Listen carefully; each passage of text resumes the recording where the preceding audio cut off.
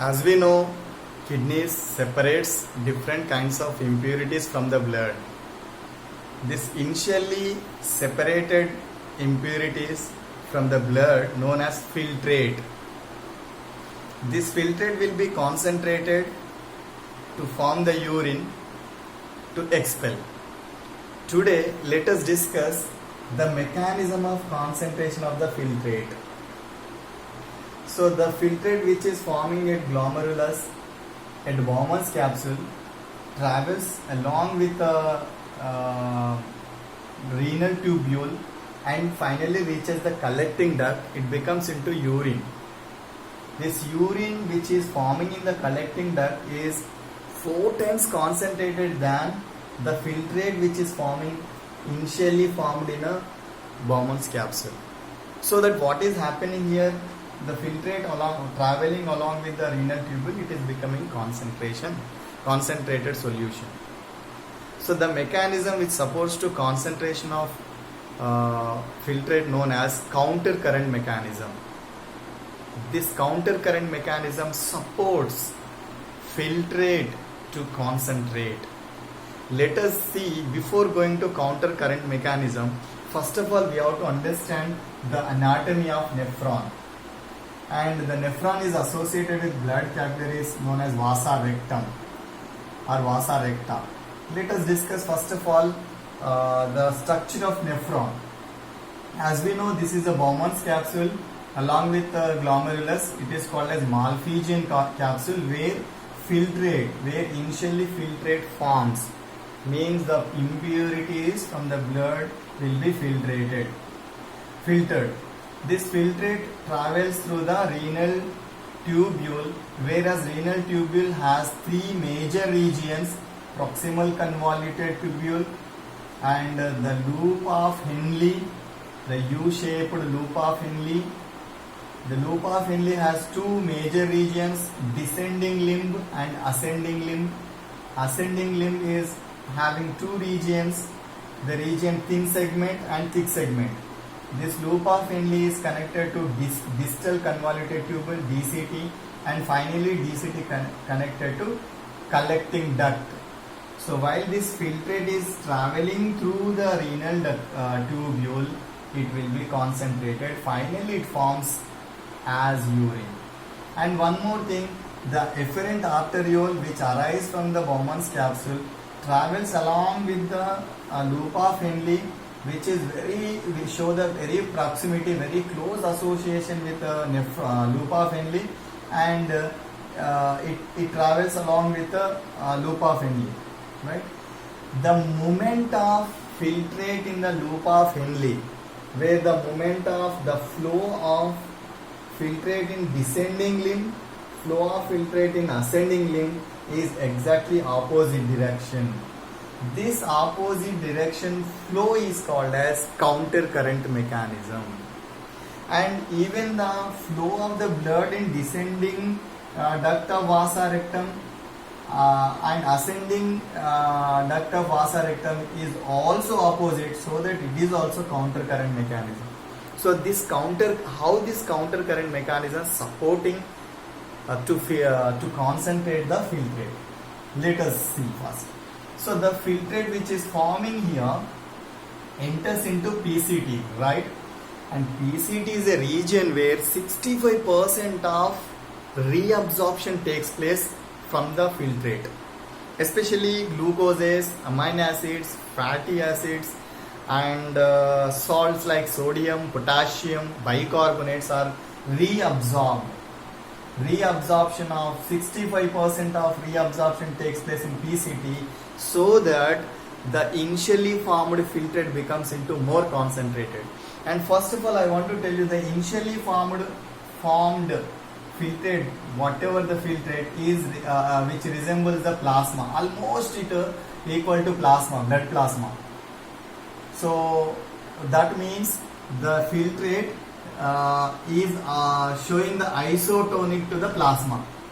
Almost the filtrate and plasma same only, except some proteins and some fats. Almost it is plasma only.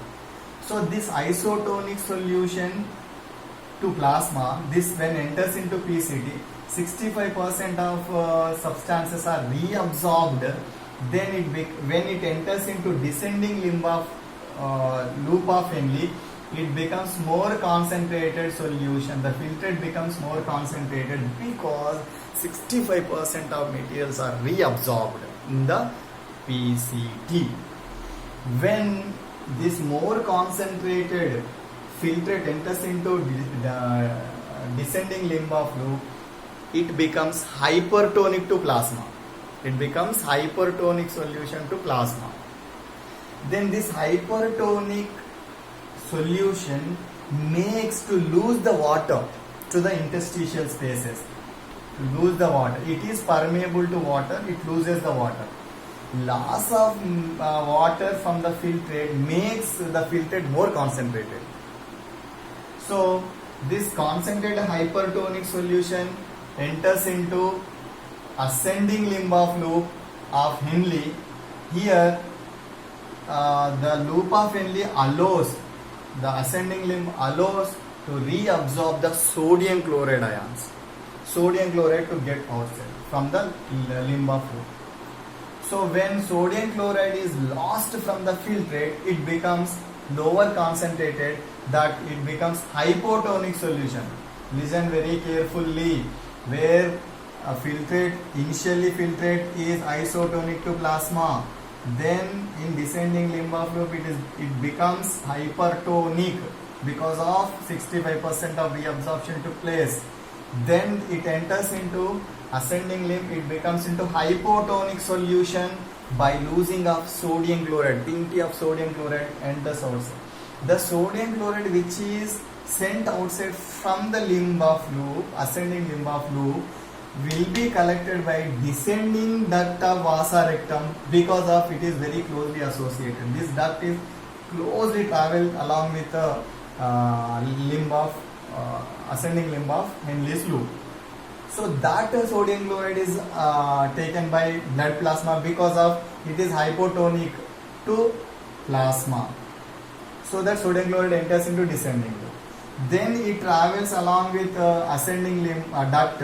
Then this sodium chloride is added into interstitial spaces of the nephrons. Then later, okay, come to here. Hypotonic solution becomes by losing the sodium chloride. Then this hypotonic solution entered to distal convoluted tubule DCT. Here two hormones like aldosterone, as we know, and second one ADH, antidiuretic hormone. These two hormones remove the sodium chloride from the filtrate and water. They here the absorption is under influence of hormones.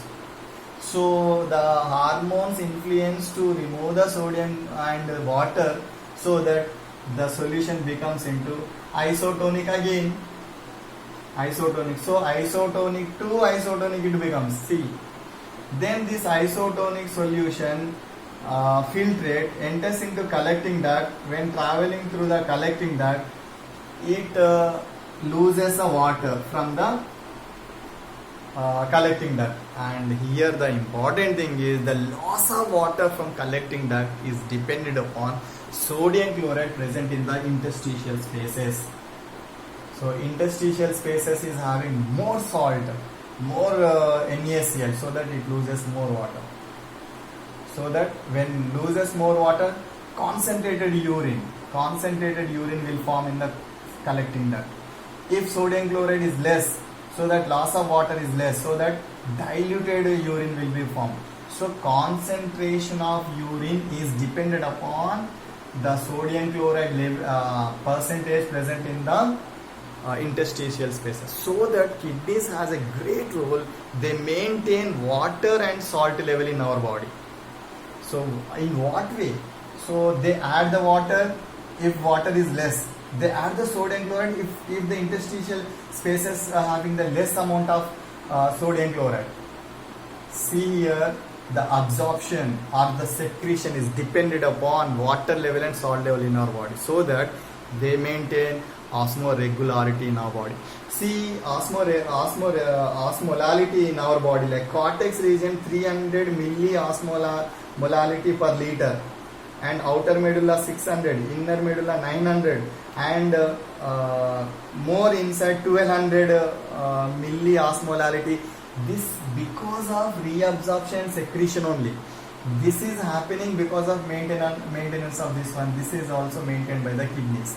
So isotonic solution of filtrate traveling along with renal ductule or tubule, reabsorption of many substances, making the filtrate into hyper. This hypertonic solution is helping to loss of water. Then here, when coming to the ascending limb, here sodium chloride will be reabsorbed.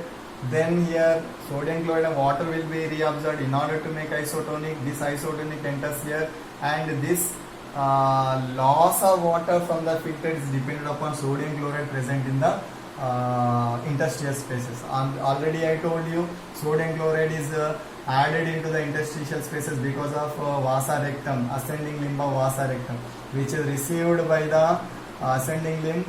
This descending duct will receive from this, and which will be added to interstitial spaces. And one more thing, the urea which is expelled or which is secreted by collecting duct, reabsorbed collecting duct is received by thin segment of ascending limb, and this urea along with travels and finally reaches here. So this is regarding mechanism of concentration of urine. Thank you.